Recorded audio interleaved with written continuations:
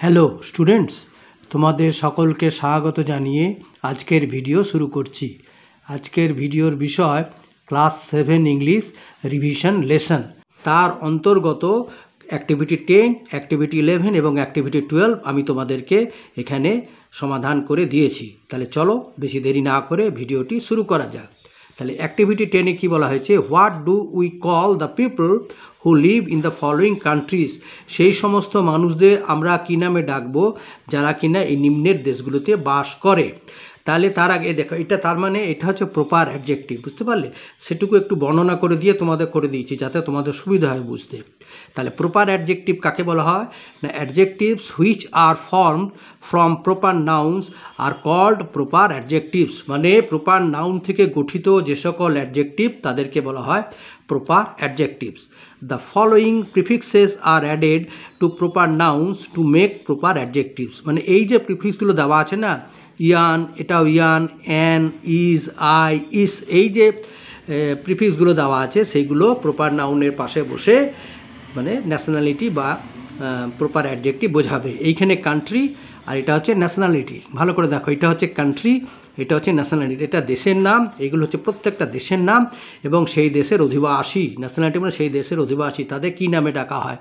তাহলে দেখো, ইন্ডিয়া হলো Indian, Iran Iranian, Italy Italian. সবগুলো দেখো IAN IAN IAN, আর এখানে হচ্ছে IAN, এটাও IAN। প্রত্যেকটা রাশিয়া রাশিয়ান, কানাডা কানাডিয়ান, প্রত্যেকটা কি হলো IAN। এদের পাশে IAN বসে দেশের অধিবাসীদের বোঝানো হয় কানাডা। এইবারে হচ্ছে আমেরিকা, এটা আবার দেখো AN, খালি AN, America American.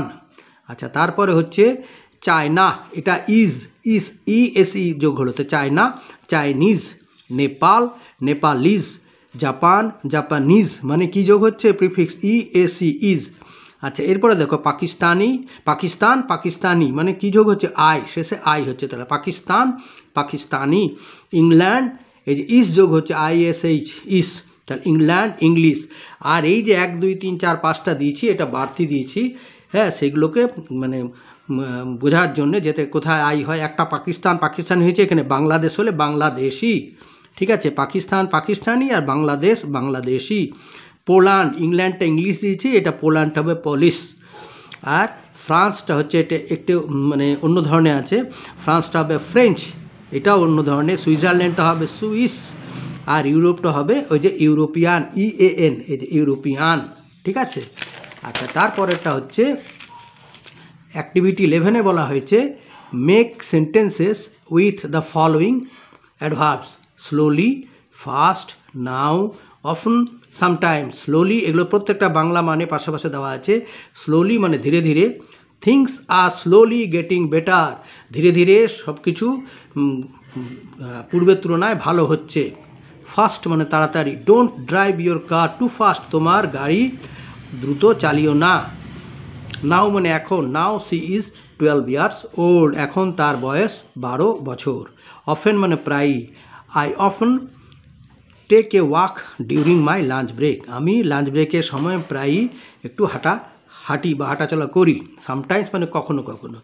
We all make mistakes sometimes, আমরা প্রত্যেকেই কখনো কখনো ভুল করি, ঠিক আছে? আচ্ছা, অ্যাক্টিভিটি 12-এ কী বলা হয়েছে দেখো, write the past forms of the following words. এই যে ভার্বগুলো দেওয়া আছে, put, meet, jump, sleep, cry, kneel, এগুলো সবই হচ্ছে প্রেজেন্ট ফর্মে আছে, প্রেজেন্ট টেন্স ফর্মে।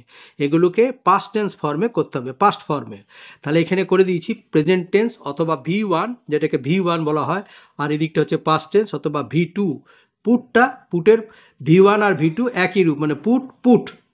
মিট, V1 মিট, V2টা হবে মেট, MET মেট, মেট। জাম্প, JUMP জাম্প, এর সাথে ED যোগ হবে, জাম্পড। স্লিপ, এটা SLEEP স্লিপ, এটা হবে SLPT স্লেপ্ট, স্লিপের V2 হচ্ছে স্লেপ্ট। ক্রাইটা ওয়াইটা আই হয়ে তারপর ED যোগ হবে, ক্রায়েড। আর নীল, এটা হবে KNEEL, নীল মানে হচ্ছে হাঁটু গেড়ে বসা, তাহলে এটার পাস্ট টেন্স হবে নেল্ড, ঠিক আছে? আচ্ছা,